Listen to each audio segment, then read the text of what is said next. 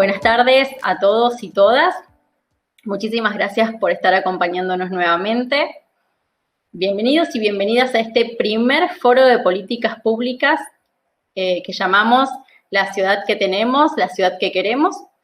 Este foro de políticas públicas comienza en el año 2018 como producto del trabajo realizado con los vecinos y vecinas de los distintos barrios de la ciudad, donde iban planteando cuáles eran las necesidades concretas que se veían en el barrio, y a partir de estas charlas el resultado fue la posibilidad de comenzar casi un año después con el Foro de Políticas Públicas. Es un espacio que se ha convertido en un clásico, donde hoy nos permite encontrarnos no solamente los vecinos y las vecinas, sino personalidades del mundo académico y funcionarios de índole provincial, nacional y local para poder pensar la ciudad que queremos. En este encuentro que hemos llamado Desarrollo Territorial con Equidad, aportes hacia un futuro urbano en armonía, proponemos pensar la ciudad que hoy tenemos y la que deseamos, entendiendo que la verdadera equidad se construye no dando a todos lo mismo, sino a cada quien lo que le corresponde. Nos acompañan en este primer encuentro dos primeras figuras del nivel de ámbito nacional y provincial.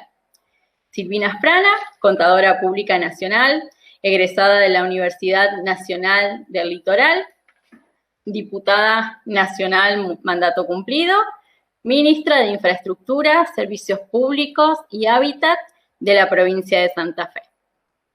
También nos acompaña Luciano Scatolini, él es abogado, escribano público con especialización en Derecho Administrativo Económico, docente de grado y posgrado, autor del libro Hábitat, un desafío de todos. Actualmente, secretario de Desarrollo Territorial en el Ministerio de Desarrollo Territorial y Hábitat de la Nación. Antes de darles las palabras a nuestros invitados, quiero agradecer personalmente a cada uno de ellos por acompañarnos, entendiendo que sus agendas, tanto personales como de gestión, están realmente complicadas y se hicieron un momento para poder estar con las y los esperancinos. Y en principio quiero darle la palabra a Ana para que pueda saludarles y agradecerles la participación de los dos hoy acá. En nuestra primera campaña, donde realmente el desarrollo de estas políticas públicas estaba siendo desarrollado, vaya la redundancia, por toda una ciudad futura, una ciudad pensada a los próximos 20, 30 años. Es decir, la ciudad ha crecido muchísimo. Con Luciano hemos tenido la suerte de poder intercambiar muchas veces opiniones, con su libro y con un montón de situaciones, y con Silvina ni que hablar, y más en este momento con el ministerio que tiene. Así que bienvenidos y muchísimas gracias por participar. Perfecto, gracias Ana. Bueno, le damos la palabra a Silvina para que pueda contarnos. Cuando hablábamos con los medios del tema de hábitat, uno cuando plantea hábitat habla de toda una construcción, ¿no? No solamente de vivienda, de servicios públicos y de obras públicas. También habla de la forma en que cada uno de los vecinos y vecinas se hace parte de esto que se está haciendo y cómo entre todos trabajamos para que la ciudad asumamos esta responsabilidad como ciudadanos y también hagamos valer nuestros derechos. Así que muchísimas gracias y bienvenida. Bueno, muchas gracias. Muchas gracias, Romina, por supuesto. En primer lugar, muchas gracias, Ana. Saben que además de la función política, que digo que son lugares circunstanciales, nosotros tenemos también muchos años de encuentro desde la política, de trabajo común, de miradas compartidas, así que para mí no solamente es un placer por lo institucional, sino también desde lo humano. Tal vez, y por supuesto, Me honra compartir la mesa con Luciano, un especialista en la materia y una persona que no solamente sabe mucho, sino que es generosa con lo que sabe. Y eso también es muy importante. A veces se puede saber mucho y no aplicar, no compartir. Así que bueno, desde todo punto de vista para mí es muy grato estar en esta mesa.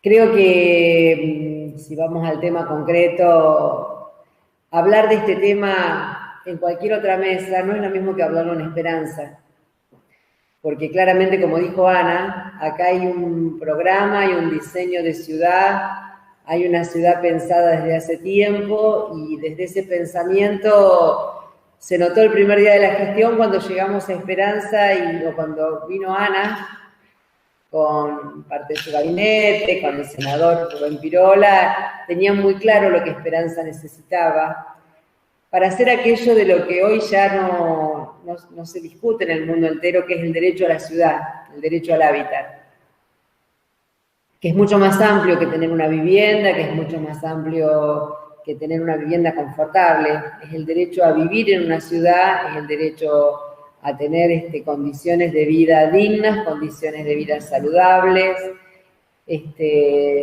Por eso digo, hablar esto en Esperanza tal vez para si el auditorio es cercano a esta ciudad puede resultar cosas muy familiares o cosas que se viven o cosas que se construyen.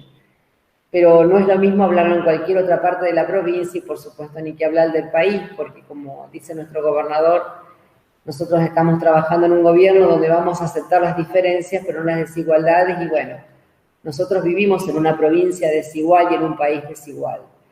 Por lo tanto, hay un conjunto de conceptos que vamos a compartir, de miradas que vamos a compartir, que claramente en muchas cosas, y felizmente, no le tocan a la ciudad de Esperanza por todo este desarrollo, por toda esta idiosincrasia. Este derecho a la ciudad y este derecho al hábitat es, digamos, una mirada inclusiva, una mirada integral, que desde la doctrina y desde la legislación hay muchas cosas escritas. Incluso en la Agenda 2030 para el Desarrollo Sustentable, si ustedes me permiten leer el objetivo número 11 de esa Agenda 2030, que es el resultado de una cumbre de presidentes de todo el mundo realizada en el año 2015, la Cumbre para el Desarrollo Sostenible, organizada en las sedes de Naciones Unidas en Nueva York, el punto 11 dice, lograr que las ciudades y los asentamientos humanos sean inclusivos, resilientes y sostenibles. O sea que vivamos en ciudades donde el derecho a la ciudad sea el derecho a los servicios públicos básicos, el derecho al agua, a la luz, a la vivienda, al transporte, el derecho a los lugares recreativos. Y para llevar adelante uno de esos objetivos, Ana decía recién una de las cosas que es básica, planificar la ciudad en un esquema de miradas compartidas, en un esquema de diálogo, no una mirada autoritaria y única sobre lo que queremos de esa ciudad. Bueno, esta es una de los objetivos o digamos, de los programas que se plantean en este gran objetivo de que las ciudades y los asentamientos sean inclusivos, seguros, sostenibles. Y allí tenemos, como les decía, asegurar el acceso a las personas a viviendas con servicios básicos, asegurar un transporte inclusivo, un medio de transporte accesible, incluso, y con más razón a las clases más vulnerables que no tienen un transporte propio, aumentar la urbanización inclusiva y sostenible, redoblar esfuerzos para proteger los recursos naturales y culturales, reducir todo riesgo de muertes por causas de fenómenos naturales que se pueden predecir. Por ejemplo, nosotros estamos trabajando mucho en la defensa contra inundaciones de muchas ciudades de nuestras provincias. Bueno, esto es uno de los objetivos de tener un hábitat sustentable a lo largo del tiempo. Hoy ninguna intervención, ni ninguna mirada, ni ningún programa de derecho a la ciudad puede hacerse sin incluir el análisis medioambiental. Por eso hablamos de sostenible a lo largo del tiempo. Reducir al mínimo cualquier impacto ambiental que pueda tener una intervención que lleve adelante sobre todo el Estado y poder controlar aquellas que no lleva adelante el Estado. Proporcionar el acceso universal a espacios verdes, el derecho a la creación también forma parte o es uno de los elementos del derecho a la ciudad. Miren, si nosotros miramos nuestra Constitución Nacional, aquella del año 1853, no hablaba del derecho al hábitat ni a la vivienda, hablaba del derecho a la propiedad privada. Y fue en la Constitución de 1949 donde aparece por primera vez lo que llamamos vivienda digna, que fue una de las cosas que se incluyó después en el 14 bis de la Constitución. Cuando la Constitución se reforma en el año 94, significó un avance integrar a tratados internacionales en esta Constitución. Y allí se habla de, no solo se refiere a un techo, cuando habla de vivienda digna, sino también al derecho a la seguridad jurídica de la tenencia de esa vivienda, el acceso al agua potable, a la energía, a las instalaciones sanitarias, a las tarifas que puedan ser pagadas, a opciones de empleo, a los servicios de salud y de escuela.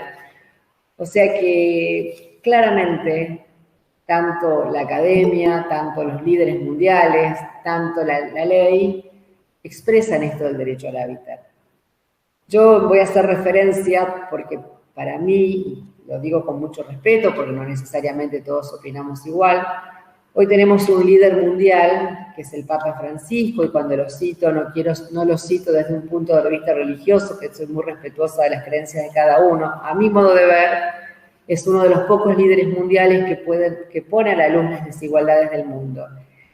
Y hace muchos años él plantea esto de tierra, techo y trabajo. Cuando habla del techo, yo estaba escuchando para poder compartir con ustedes uno de sus videos. Él hace este planteo de las 3T, escapando de las lógicas del consumismo y pensando en la dignidad de las personas, en que las políticas públicas midan la vida digna de las personas. Entonces, cuando habla de techo, habla de casa, por supuesto, de vivienda, de familia, la que se tenga, la que se pueda construir, la organización que pueda convivir, sea cual sea, porque ese techo, con esa familia, abre las condiciones a otros derechos, como el derecho a la seguridad, como el derecho a la salud, como el derecho al crecimiento en un lazo afectivo. Cuando habla de tierra, dice el Papa Francisco, también habla del trabajo de la tierra, de hacerla fructificar, y bueno, y podríamos hablar años enteros del derecho a la tierra y a la propiedad de la tierra. Creo que simplemente yo traigo esto a la luz porque creo que son cosas dignas de mencionar para el que quiera pueda profundizarlas, porque habla de este derecho a la ciudad, el derecho al hábitat, que es muy amplio y que tiene que ver con la dignidad de las personas. Y bueno, y cuando habla del trabajo, tierra, techo y trabajo, el Papa en su mirada religiosa habla de la posibilidad maravillosa del hombre de crear a través del trabajo, que tiene de imitar a Dios en sus manos creadoras. Y todo esto que traemos a colación, que tiene que ver con un ideario tal vez doctrinario, de objetivos de grandes líderes mundiales, se contrapone bastante con la realidad que vivimos. Por eso digo, cuando uno hace planteo de estos temas, trata de tener una mirada amplia, y en el caso vamos a llevarlo a la provincia, tal vez Luciano al país, y seguramente todas estas cosas, según donde miremos, están muy lejos de la realidad que nos toca vivir. Hoy, lamentablemente, y tal vez esta charla antes de la pandemia hubiera sido una y hoy es otra porque hay temas que se agudizaron. Hoy estaba leyendo un informe que la pandemia generó más concentración de riqueza en algunos sectores. Y bueno, eso son realidades que nos duelen y que de alguna manera van un poco a demostrarnos que para llegar a aquellos objetivos del derecho a la ciudad del que hablábamos al principio, cada vez el camino se hace más largo porque hay mucha gente viviendo en situación de calle, cada vez más, que a lo mejor los gobiernos contrarrestan estas situaciones generando refugios, pero eso está muy lejos del derecho a la vivienda y al hábitat. Hay crecimiento de villas, de asentamientos, y también cada vez más es la gente que alquila, cada vez más estamos lejos de aquel derecho a la vivienda, de aquel derecho a la propiedad. Por eso digo que esta realidad que nos duele, que nos golpea y que dista bastante de aquel objetivo 2030 que proponen los grandes líderes mundiales, lo tenemos que llevar a cosas concretas, lo tenemos que llevar a nuestra historia, lo tenemos que llevar a la realidad que nos toca vivir. Y en ese sentido, venimos haciendo un trabajo conjunto con Nación y también con municipios y comunas, tratando de dar respuestas a través de diferentes programas a distintas realidades. Pero todos sabemos, todos y todas sabemos, que las respuestas que hoy están en marcha, que son positivas, que estamos seguros que se pueden fortalecer, todavía les falta niveles de escala, porque es mucha la demanda. Hoy me acercaban una información que hace unos días en la ciudad de Esperanza inauguramos 20 viviendas, pero para esas 20 viviendas se inscribieron 1.125 grupos familiares. Entonces, claramente, yo les voy a contar el conjunto de programas que se están llevando adelante desde el gobierno nacional y desde el gobierno provincial. Pero sabemos que vamos a requerir de una escala mucho mayor porque la demanda es muy grande y el problema se acrecienta. Cuando llegamos al gobierno, y también conversando mucho con Luciano, en aquel momento María Eugenia Bielsa era la ministra de Desarrollo Territorial de Nación, hoy tenemos un diálogo muy fecundo con el ministro, con Jorge Ferraresi. Todos sabíamos que teníamos que tener una base para poder pensar en el desarrollo de programas habitacionales, que era tener un registro de tierras con servicio. No podíamos encarar ningún esquema de nuevas viviendas ni de nuevos esquemas de hábitat si no teníamos la base, que era tierra con los servicios básicos, con el acceso a eso que hablábamos hoy, ¿no? A ese derecho al hábitat, que es la vivienda, el agua, la luz, las calles seguras, a transporte cercano. Bueno, y en ese sentido lo primero que hicimos de la provincia de Santa Fe fue llevar adelante lo que llamamos RUTFO, Registro Unificado de Tierras Fiscales, y hoy ese registro para nosotros es una base importantísima para los programas que vamos a seguir desarrollando con Nación, como el de Casa Propia, que dentro de un ratito, muy brevemente, para no aburrir, yo simplemente quiero contarles dónde estamos parados hoy y después abierto a las preguntas que quieran llevar adelante.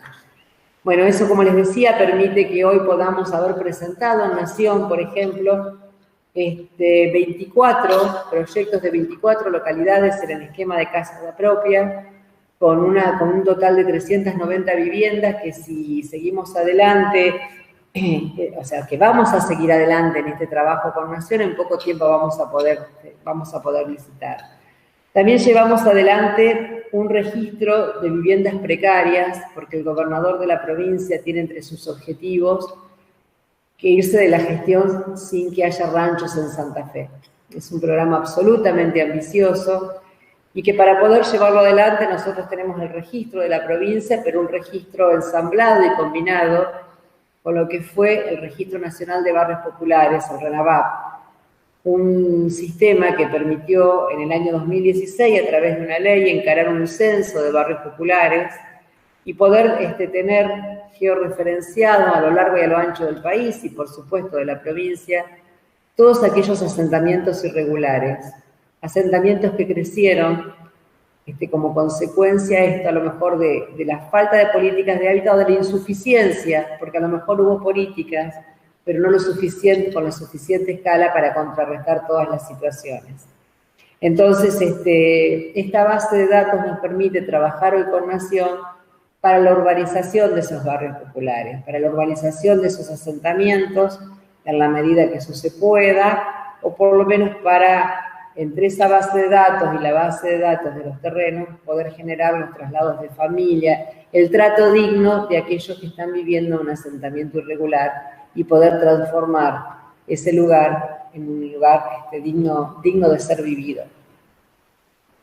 Por eso hoy estamos generando muchísimos esquemas en ese sentido para poder contrarrestar esto que les decía antes, el trabajo con los asentamientos irregulares. Pero paralelamente a eso, también elaboramos un protocolo para poder trabajar sobre las usurpaciones irregulares de tierras, para poder trabajarlas con una mirada integral. ¿Y por qué digo con una mirada integral? Porque no se trata solamente de desalojar un terreno usurpado, se trata de tener una mirada sobre los derechos humanos, una mirada sobre las necesidades concretas, un saber distinguir quienes usurpan un terreno con objetivos non santos, por así decirlo, y quienes acompañan esa usurpación porque no tienen dónde vivir. Con lo cual, nosotros a través de este protocolo, conformado por el Ministerio de Justicia, una mesa conformada por el Ministerio de Justicia, por la Secretaría de Derechos Humanos, la Secretaría de Hábitat, Desarrollo Social, hemos logrado en forma silenciosa, digo silenciosa porque en el medio hay personas que no merecen ser expuestas en los medios, pero sí, bueno, respetar la propiedad privada porque esto es un derecho constitucional, pero al mismo tiempo respetar la dignidad de la vida de aquellos que necesitan una solución por parte del Estado.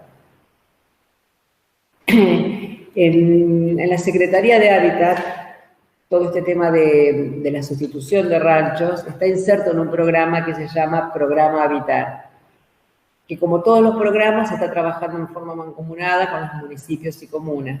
Y en esto quiero destacar un eje fundamental de la política del gobierno de Omar Perotti, que es empoderar a los municipios y comunas, respaldar el accionar de ellos para ellos, que conocen las realidades concretas, hasta a veces conocen las realidades familiares concretas, puedan dar respuestas más acorde a la realidad que hay que resolver. Y no prepararlas desde un escritorio donde a veces no es lo mismo una realidad como esta en el departamento de Las Colonias que en el departamento 9 de Julio. Ni desde la geografía, ni desde las condiciones socioeconómicas. Por lo tanto, cada uno de estos programas, que se los voy a mencionar rápidamente, se trabaja con los municipios y comunas. Otro de los programas que tiene la Secretaría de Hábitat es el Plan Dignidad, que es un plan por el cual se llevan adelante obras de infraestructura urbana básica. Por ejemplo, las conexiones domiciliarias de agua, las conexiones domiciliarias de cloacas, en el caso de que haya. En el caso de que exista una red de gas, las conexiones domiciliarias de gas.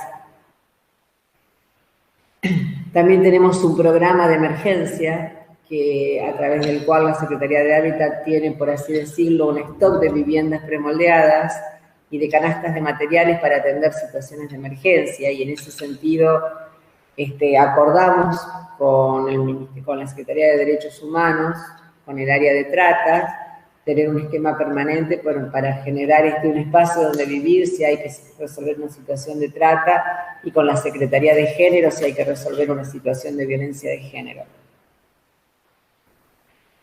Después, por supuesto, como mantenemos lo que tradicionalmente se viene haciendo hace años de la Dirección Provincial de Vivienda y Urbanismo, que es la construcción de viviendas colectivas, de núcleos habitacionales, que a veces pueden ser a través de bloques, con distintos esquemas de vivienda, convenios con municipios y comunas, convenios de lote propio, donde, así como en el plan Procrear, las familias ponen el lote a disposición y la vivienda genera un préstamo con un anticipo para que puedan construir su propia vivienda y se van haciendo los desembolsos a medida que eso prospera. Si hay convenios con todos los municipios y comunas de la provincia. Esto es a baja escala, pero tiene una respuesta muy, muy concreta, una necesidad y una posibilidad concreta de familias que tienen su terreno y que a lo mejor no tienen los medios para construir su vivienda. Y bueno, y como les decía antes, tratando de no olvidarme de nada, trabajamos fuertemente con Nación en este convenio de casa propia y también en los esquemas y las soluciones que da el plan Procrear.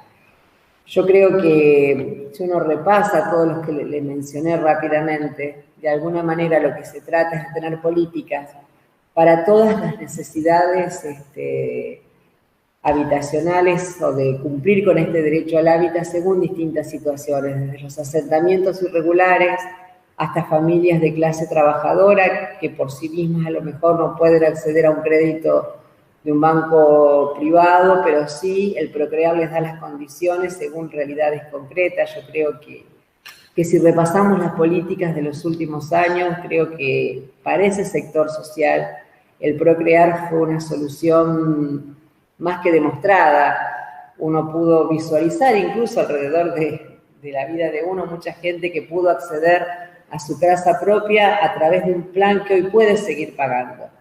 Bueno, porque después ya sabemos, vino otro gobierno con otra mirada política y allí aparece una posibilidad de acceder a un crédito hipotecario que hoy para muchos resulta impagable por las formas de actualización de ese crédito.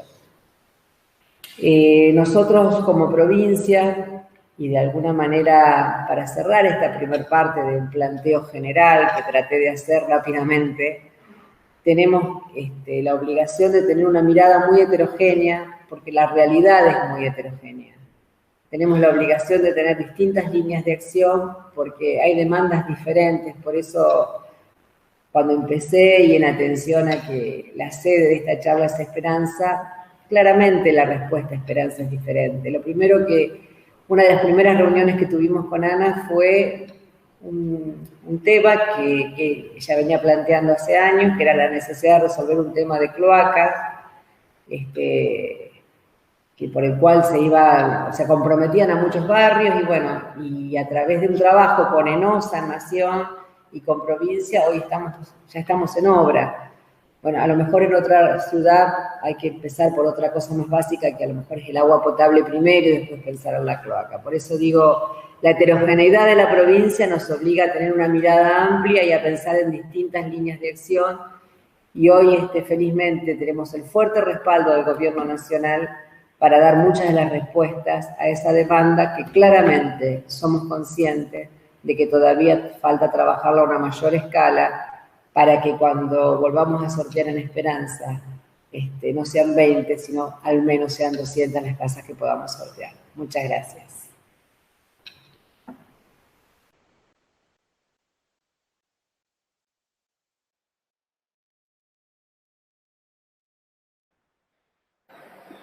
Para arrancar es como que hay un montón para decir y para contar. La verdad que cuando uno repasa el discurso de Ana a principio de año y veíamos el trabajo que teníamos planificado para el año, y sí, y como decís vos, Silvina, perdón que te tuteé, pero la realidad es que cuando uno piensa en hábitat, está pensando en llegar a todos los barrios, está pensando en generar la posibilidad de acceso a los servicios a todos los barrios, entendiendo y conociendo cuáles son las realidades de estos barrios.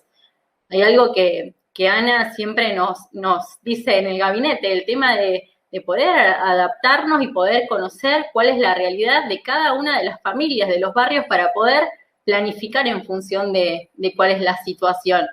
Por eso pensaba en algunas obras que uno puede pensar hoy como para tener una idea a través de la posibilidad de invertir hoy para la ciudad, por ejemplo, en el recambio de 630 luminarias, y si no que Ana me corrija, 630 luminarias nuevas y 130 que se van a hacer, que se van a cambiar, que se van a recambiar. Esto permite pensar no solamente en el alumbrado en los barrios, sino en seguridad, en que podamos llegar a los barrios de la ciudad con una cuestión que es tan básica y tan indispensable como contar con electricidad, con el servicio de alumbrado público.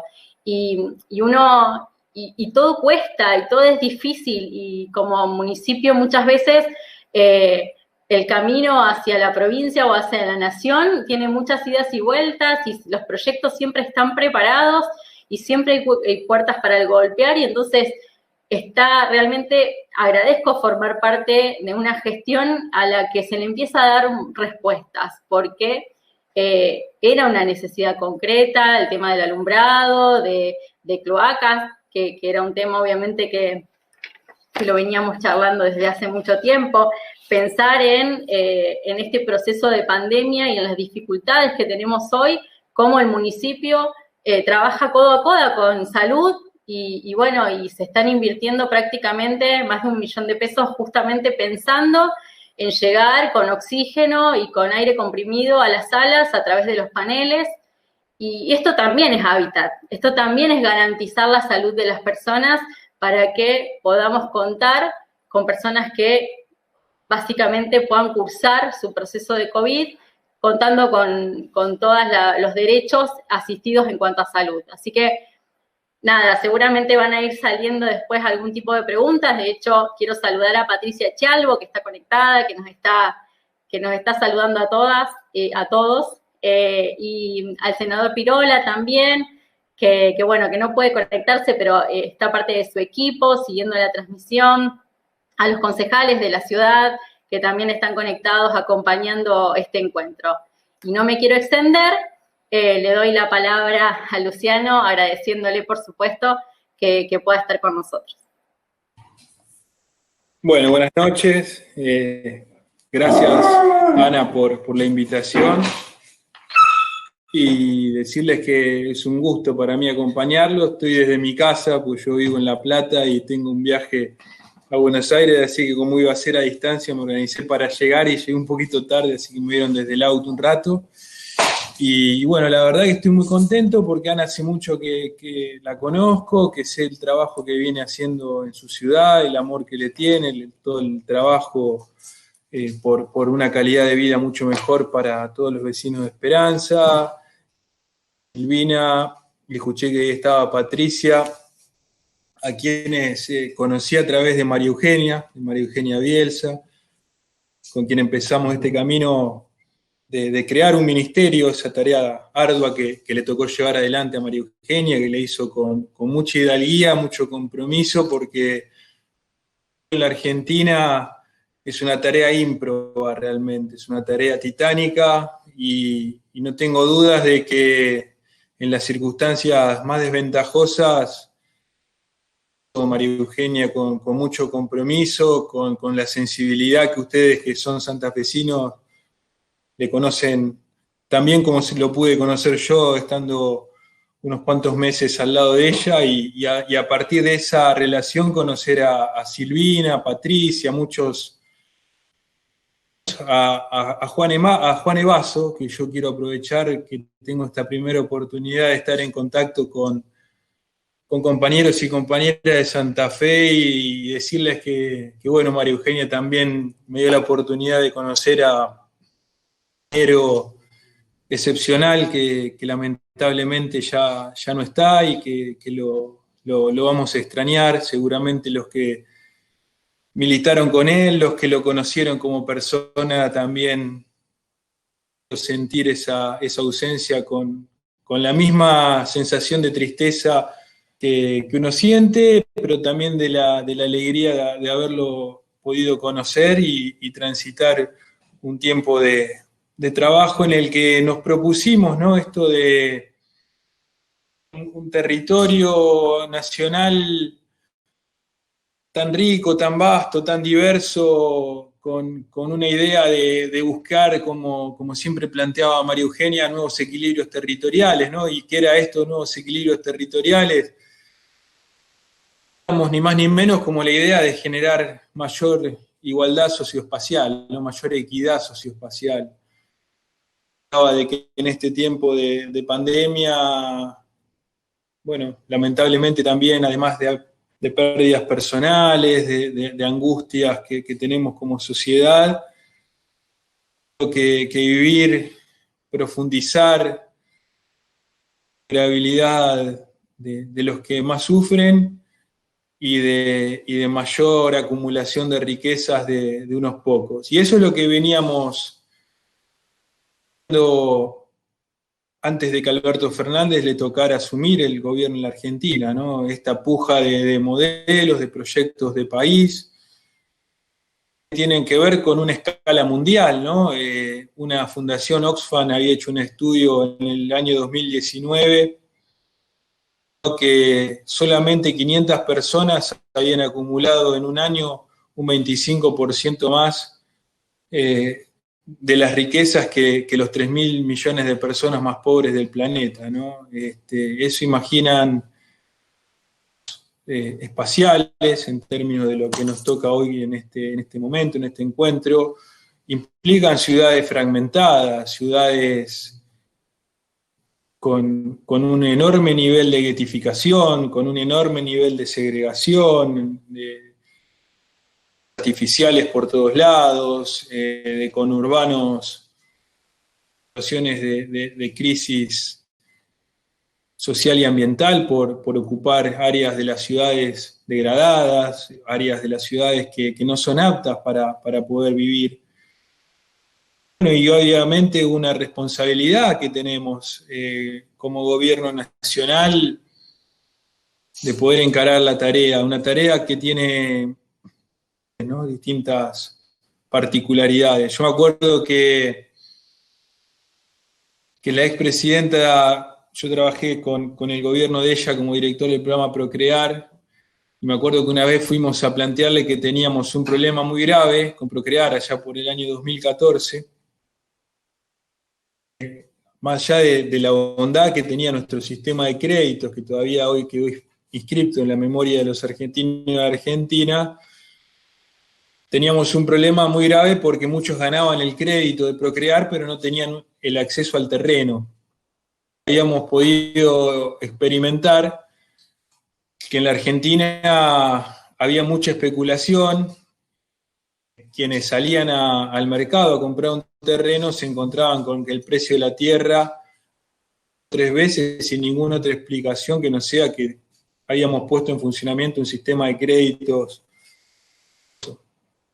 Y le decíamos, porque ella nos preguntaba cuáles eran las alternativas que veíamos, que le planteábamos que, bueno, no era una responsabilidad del gobierno nacional, porque definir el uso del suelo y poder generar regulaciones, criterios de redistribución de la renta urbana, porque acá no hay a la desigualdad, a la inequidad que redistribuye la renta, y en este caso la renta urbana, eran decisiones que se tenían que tomar a partir de competencias y decisiones que lleven adelante gobiernos subnacionales, provincias y municipios, porque esta facultad no había sido las provincias en el gobierno federal, digo, la facultad de planificar el uso del suelo, de ordenar el territorio, de generar mecanismos regulatorios. Me acuerdo que ella, con su pragmatismo y también su visión de líder política indiscutible, nos dijo, miren, yo tengo una visión de los problemas que es la siguiente, ¿no? Yo me hago cargo de los problemas propios, cargo de los problemas ajenos. Así que si las provincias y los municipios no hacen lo que tienen que hacer, inventemos la manera de hacerlo nosotros del gobierno nacional. Nosotros del gobierno nacional, muy embrionariamente en el año 2014, pudimos por primera vez tener un plan para generar lotes con servicios en todo el país, entre ellos el que desarrollamos junto a ANA en Esperanza y el que desarrollamos en muchos lugares de la Argentina. Y bueno, y en este tiempo complejo que nos toca transitar de gestión, también poder decirles que experiencia aprendida, porque muchas veces hemos escuchado la idea de que como proyecto político teníamos que volver para ser mejores, ¿no? Y creo que los que dejaron la Argentina en ruinas no pueden entender esto de ser mejores, sino que no tienen la sensibilidad de entender cuáles han sido sus errores y tener una autocrítica. Nosotros autocrítica y entendemos cuáles fueron nuestros errores. Y en eso de volver mejores planteamos, con María Eugenia como ministra, por primera vez en la Argentina, tener un plan nacional de suelo urbano. Y ese plan hoy es una realidad que bueno, por suerte puedo decir acá estando Silvina, que Santa Fe la vive de sus planos con intensidad, porque no solamente hemos podido generar lotes con servicios en muchas ciudades. Hoy hablábamos con Silvina y nos vamos a juntar la semana que viene a repasar, porque a veces son tantas las cosas en un país y con tanta demanda que uno por ahí no tiene retenido todo en su cabeza, pero sí decirles que no tengo duda que lo hemos podido hacer, que recuerdo también con mucho entusiasmo, con esperanza, valga la redundancia, que muchísimos funcionarios, concejales, concejalas, intendentes, jefes comunales de Santa Fe también formaron parte de lo que en ese momento fue el del plan de suelo para generar el cambio cultural que necesitamos en las políticas públicas vinculadas con el uso de la tierra, que fue el curso que pudimos hacer junto a Titi Sorzón, a Silvina y a todo su equipo, para formar, para acompañar en esto de transferir conocimientos y poder apoyar técnicamente en instrumentos de gestión a las ciudades, a las comunas, a la provincia de Santa Fe, y así lo venimos haciendo con todos los municipios del país en esta Argentina federal. No hay ninguna provincia, no hay ningún municipio que para nosotros no sea importante, no sea central poderlo acompañar, apoyar. Este año pudimos completar, entiendo yo, ese plan. Ahora en junio va a haber un fuerte relanzamiento del presidente del Plan Nacional de Suelo. Pudimos completar el Plan Nacional de Suelo con otra estrategia que creemos que es fundamental para la transformación de nuestros territorios, que es el Programa de Ordenamiento y Planificación Territorial. Hemos podido dictar una resolución, estrenándome como secretario de Desarrollo Territorial, de firmar la resolución número 2, que genera una cantidad de instrumentos que conforman el programa de ordenamiento territorial, entre otros, una cantidad de presupuestos mínimos que nosotros entendemos que deben tener los gobiernos provinciales, porque un desafío que nos hemos puesto como gestión de gobierno es terminar este año con 8 provincias que hayan legislado en materia de ordenamiento y planificación territorial. Que, como yo les decía, son propias de los gobiernos subnacionales.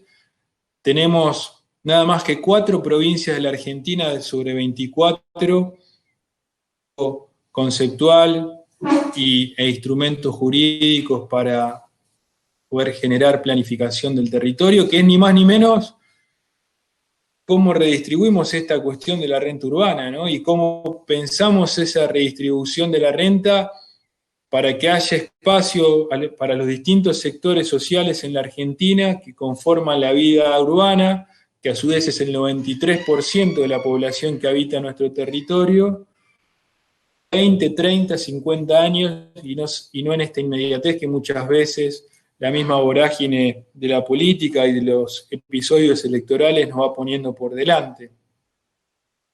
Ese programa tiene presupuestos mínimos, contemplan instrumentos de gestión como la captación de plusvalías, que para nosotros es un dato fundamental, la posibilidad de generar consorcios urbanísticos, la posibilidad de generar áreas de desarrollo del hábitat social a partir de una zonificación incluyente de nuestras ciudades y nuestra zonificación excluyente con la cual tenemos que convivir, generar criterios que tienen que ver de áreas ociosas, vacíos ociosos, que tienen que ver también con áreas de la ciudad que nos permitirían contar con infraestructura ya generada por el Estado para hacer ciudades más compactas, y también, por supuesto, intervenir con criterios regulatorios en materia tributaria, de contribución por mejoras y muchos otros instrumentos tributaria, pero enorme efecto urbano, enorme efecto sobre el uso del suelo y la planificación de nuestras ciudades. Santa Fe es una de las 8 provincias que firmó junto a nosotros. Estuvo Silvina ese día porque al gobernador Omar Perotti le había fallecido la madre, y Silvina nos acompañó cuando presentamos este plan,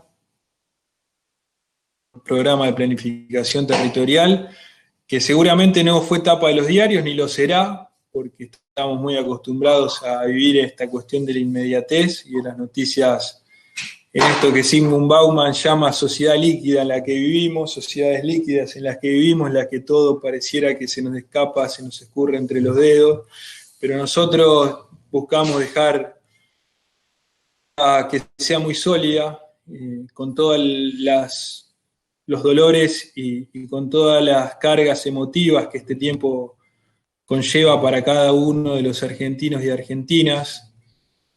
Es el desafío, esa es la tarea, y bueno, lo hacemos con el convencimiento de que podemos no llegar a esta enorme responsabilidad a todos los que desearíamos llegar en este tiempo de gobierno, como decía Silvina, porque la escala,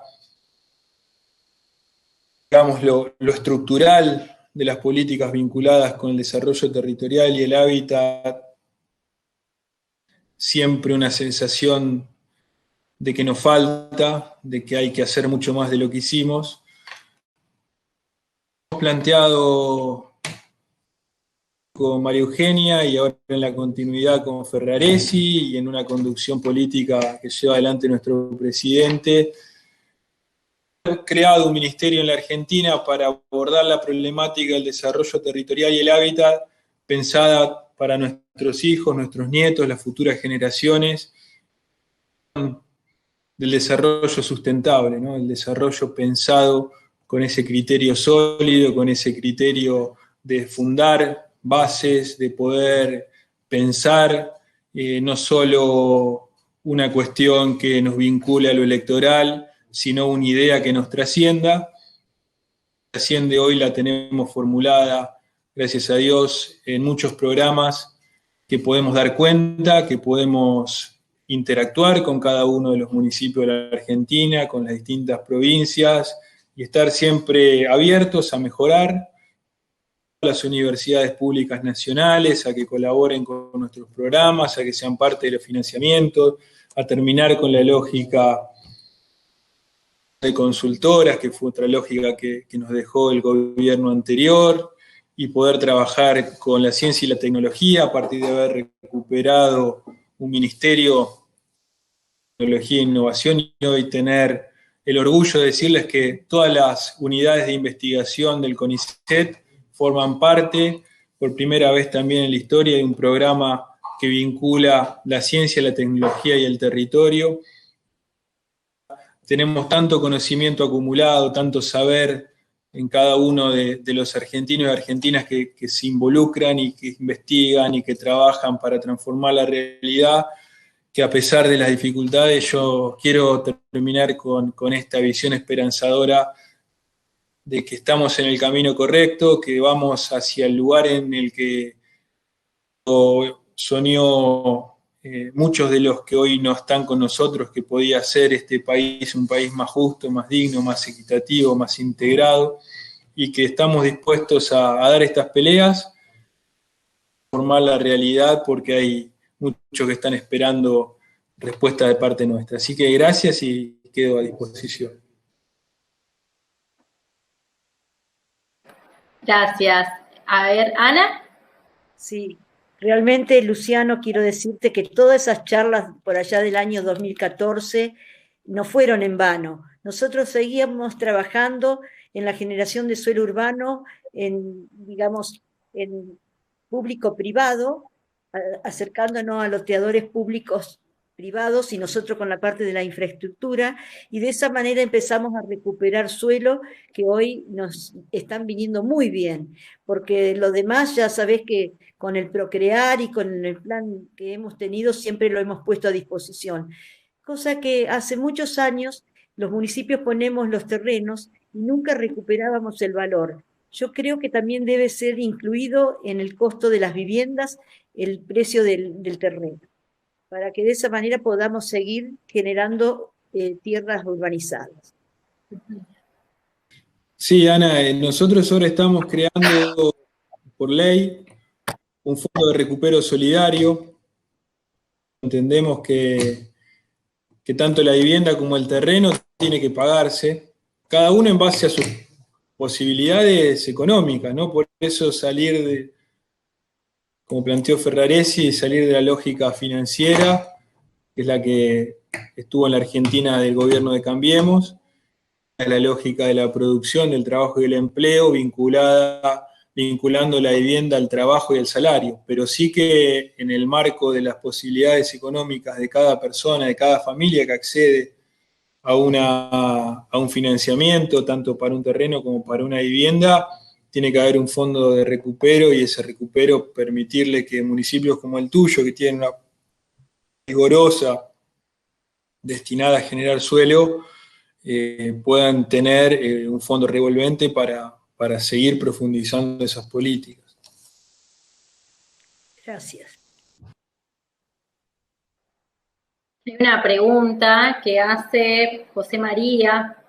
Un poco Luciano avanzaba en el tema de lo que planteaba era cómo se podía garantizar el acceso al suelo, o sea, a través de para que las líneas de créditos nacionales puedan tener la materia prima fundamental para desarrollar las ciudades más compactas y equilibradas. No sé si alguno de los dos quiere ampliar un poquito. Sí, a ver, yo creo que es un determinante de la inequidad del suelo, ¿no? Cuando uno analiza o podemos tener una visión georreferenciada de los distintos usos, en general vemos que las ciudades definen ganadores y perdedores a partir de cómo se ocupa el suelo.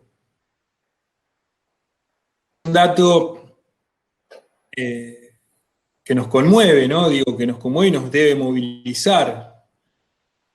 Movilizarnos implica generar una acción concreta para transformar esa realidad. No que se transforme si no se afectan intereses. Si nosotros seguimos dejando que nuestras ciudades, en general, las gobierne la lógica del mercado inmobiliario, que empezó en la Argentina, incluido en etapas del gobierno nuestro, bueno, el resultado está a la vista. 200 villas de asentamientos registradas, imposibilidad de que los programas habitacionales tengan base suelo para que se puedan construir viviendas, lotes que cuando hay programas como Procrear, que hoy volvió a la Argentina a poner un crédito de construcción muy accesible, tienen impedimentos las familias, las personas para poder tener el terreno y proponer crédito.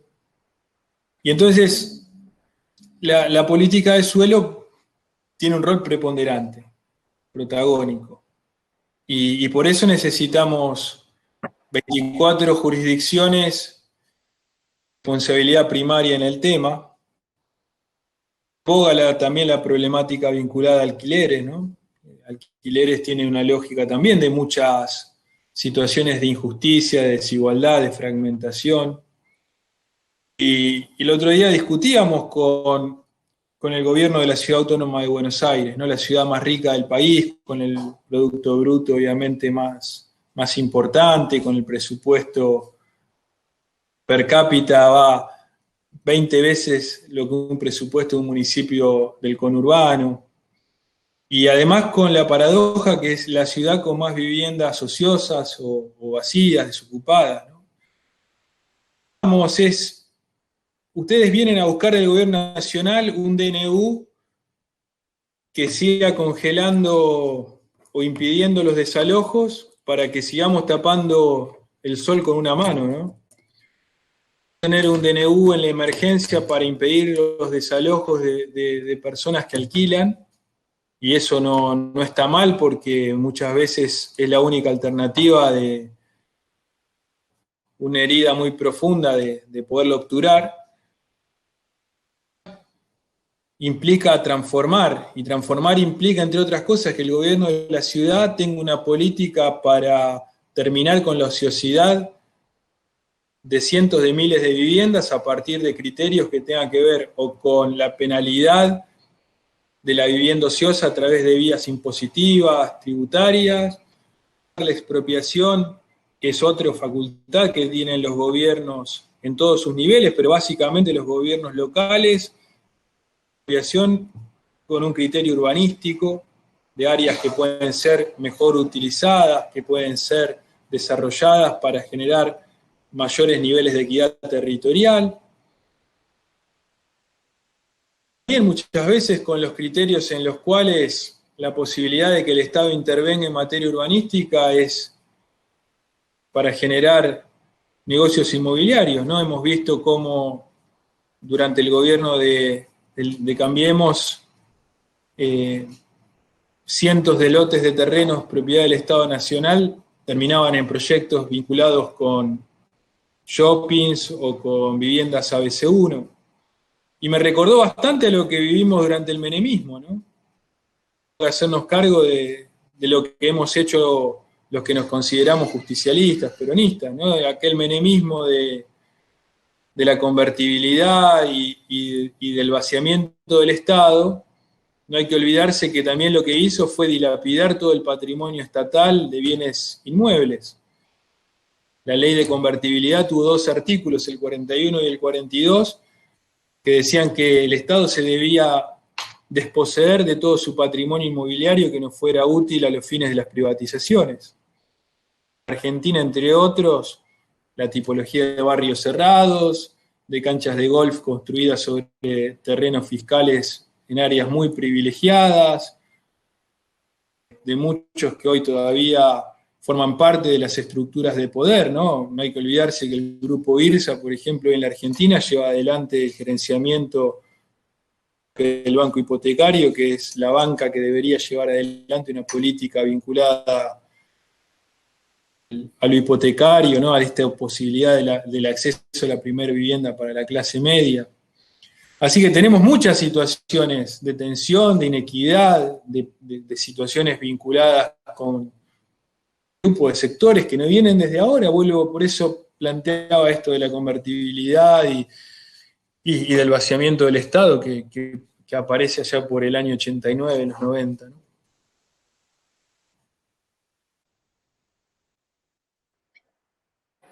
Gracias, Luciano. Nos pregunta, Francisco Carrizo está preguntando, creo que va para Silvina, cuando hablas de seguridad en los asentamientos, ¿a qué te referís? A la intervención del Estado, vos hoy hablabas de las luminarias, la apertura de calles, luminarias, cordón cuneta, bueno, presencia del Estado. Lo básico en cuanto a intervención urbana es lo que les estoy planteando. Nosotros, digamos, viendo concretamente este tipo de asentamientos, que realmente son zonas que no tienen una organización territorial, que no tienen esquemas de desagües, que no tienen luz.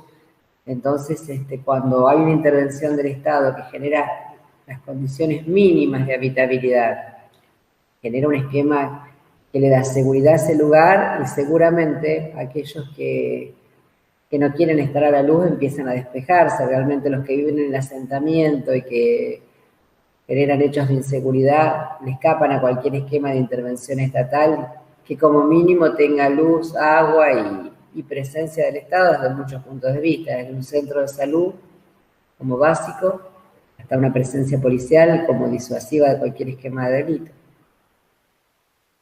Generalmente estos asentamientos se dan en lugares donde empieza a crecer sin ningún tipo de planificación un esquema de viviendas, por así decirlo, con prototipos muy extremadamente humildes. Esto se va acumulando y bueno, y es caldo de cultivo o sea, es vulnerable a cualquier tipo de desvío o de formas de vidas no dignas. Cuando el Estado interviene, lo primero que hace es abrir calle, poner luz, generar servicios básicos. Bueno, ya eso genera por lo menos una base más segura. Nosotros como municipio, desde el año, en el año 2018-19, se nos dio el reconocimiento de municipio responsable en el marco de un programa nacional de municipios y comunidades saludables, y cuando uno plantea esta posibilidad de no pensar solamente la salud como una cuestión de enfermedad, sino que como la posibilidad de trabajar en la integralidad de la persona dentro de los barrios donde se accedan a servicios básicos, hay un trabajo que se hace que es el de hormiga, silencioso, como decís vos, quizás con estos lugares, con los asentamientos, garantizando derechos, pero también garantizando derechos de las personas que son parte, que son dueños de esos terrenos que han sido usurpados. Entonces, es muy delgada la línea en la que hay que trabajar, con mucha responsabilidad, porque hay personas, porque hay niños, porque sabemos de las dificultades que hay en el barrio, pero el límite es muy pequeño. Entonces, en eso estamos trabajando a través del Instituto Municipal del Hábitat, cuya directora es Carolina Trot, y que Ana siempre planteó este trabajo en equipo para poder ir como corresponde, cumpliendo con las obligaciones del Estado, pero sin corrernos del lugar que como Estado debemos tener también de garantizar derechos y obligaciones. O sea, esto es fundamental para nosotros porque no lo promocionamos, no salimos a contarlo como Estado, pero sabemos, y lo saben las personas que viven en estos lugares, cuál es el trabajo que se hace. ¿Quisiéramos ir más rápido? Sí, pero estamos haciendo y tenemos hoy un Estado nacional y provincial que nos dieron respuestas. Muchos años se viajó a Buenos Aires y a Santa Fe intentando a través de algún programa generar una posibilidad de cambio para todos, no solamente para quienes viven en asentamientos, sino que para la clase media trabajadora que no tenía posibilidad de acceso.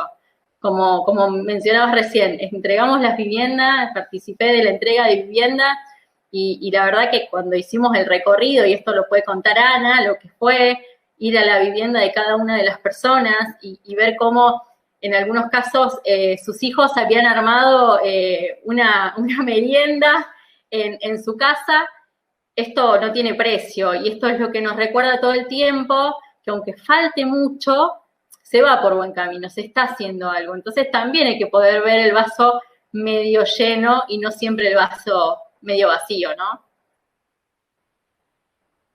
Sí, totalmente. Mira, cada vez que uno da la llave de una vivienda, cuando inaugura, a mí me quedó bastante, así como me impactó una persona que recibió su llave y dijo, ahora tengo una calle con una dirección donde vivir. Uf. Bueno, no es menor. Ana. Quienes tenemos unos cuantos años y buena memoria, los barrios obreros, los barrios populares obreros, que todavía están en pie, como tenemos nosotros la suerte y la esperanza de tener 2 barrios de ese tipo, y que justamente uno de esos, el barrio Ciclar, ha sido elegido para un programa nacional. Realmente esas son las cosas que satisfacen y que hacen que uno en política siga trabajando. Pero bueno, muchas veces no hay que claudicar y son años, desde distintos lugares. Yo antes de la política lo he trabajado desde la parte social y por eso uno llega a la política a veces pensando de que va a ser más fácil poder resolver algunas situaciones. Y la verdad que cada vez se hace más difícil, pero bueno, tenemos que seguir luchando por eso, porque como te dijo esa persona que tenía una dirección, cada clavo, digo yo, que se pone, sabés que es tuyo, y hay que honrar su vivienda propia. Es la manera que empieza a crecer cualquier familia.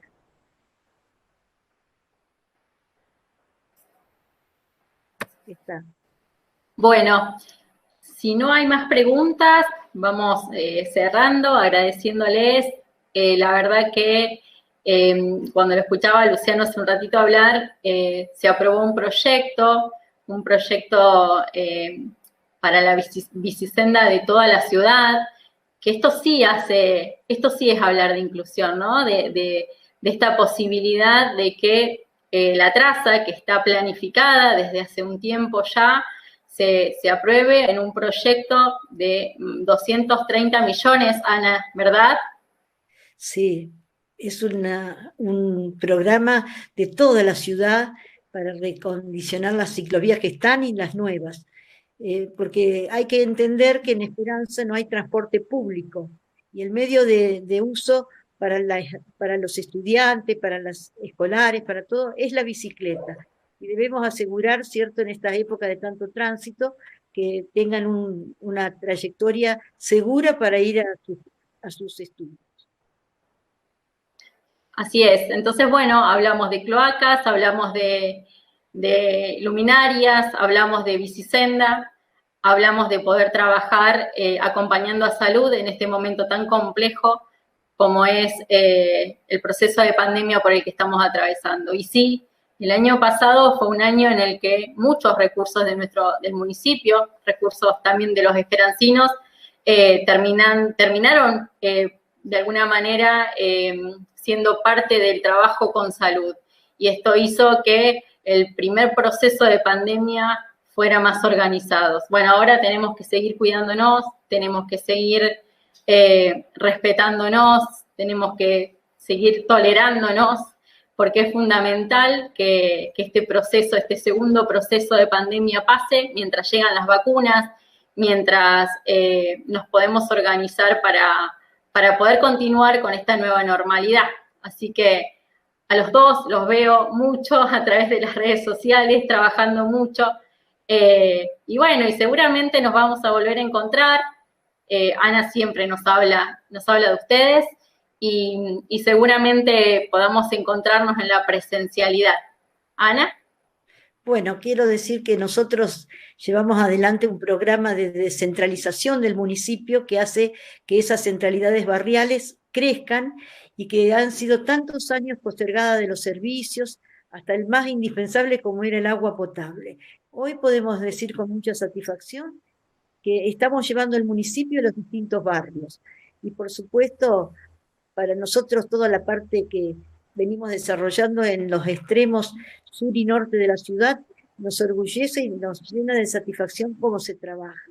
Así que agradecerles a todos, agradecerles el apoyo que nos están dando y por supuesto la capacidad que tenemos de poder, digamos, entender cuáles son los lineamientos que lleva adelante nuestro gobierno nacional y nuestro gobierno provincial. Porque una preocupación muy grande para mí y todo mi equipo es a partir del día de mañana que esta pandemia afloje, ¿qué pasa con el trato social? ¿Qué pasa con toda esa clase que no hace clases sociales, que no han accedido al trabajo a distancia, a la informática, a un montón de situaciones? Entonces tenemos que ir pensando y planificando el día después de la pandemia. Que seguramente va a llegar.